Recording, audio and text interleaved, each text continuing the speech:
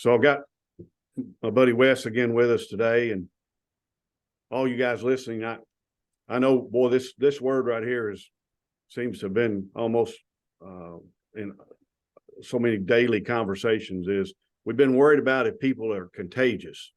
We know we've been through that the last few years, and it's contagious.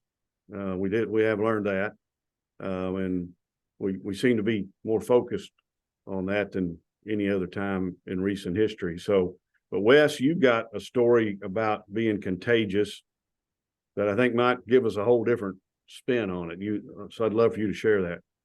Well, I ran across this story, and it's interesting how it means something now to me, because this year I'm going to go on a mission trip with my two different mission trips, which I've never been on before, and a mission trip with both my grandchildren to make some memories. So I'm really excited about that. Now, it's kind of scary. I'm going to the Dominican Republic, and I'm a city boy, and I'm going, what in the world's going to happen down there? But anyway, I think that if you follow the Lord and he sends you on a mission trip, you just stay focused on him and not on what's going on around you.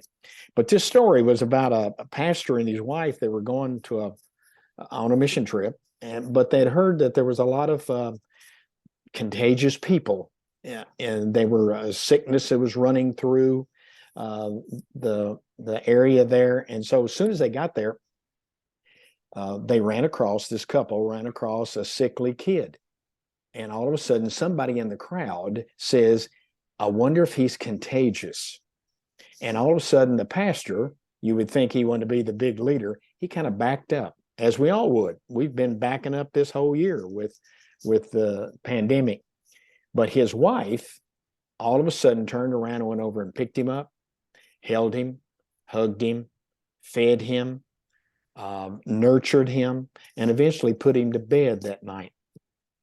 And they had a little time later, and the husband, the pastor, said, I noticed that you went in there. Weren't you afraid that you would catch what he had? And she thought for a minute, and she said, I wasn't so much afraid of catching what he had. I was more concerned about whether he would catch what I had, which is the love of Jesus Christ. So why can't we see people that we run across every day that don't look like us, don't maybe believe like us, came from a different place, they speak differently than us, and we kind of back up like the pastor did, when we ought to be going toward them, right? And God will take care of the rest. Yeah. Wow. Yeah. I mean, again, if the enemy hasn't done anything with COVID the last few years, he's got us to back off. Yes. When the church as a whole during COVID and at any time should be moving forward and leaning in. And as men, especially, we gotta be that example. We're the leaders. We're the ones that need to be leaning in. Yes. In the story you're talking about, a woman did that. That's great. We all need to be doing it. Right. But men, more than anything else, need to be setting that example of, I'm not worried that they're contagious or not. I want them to catch what I got. So we need to be leaning in.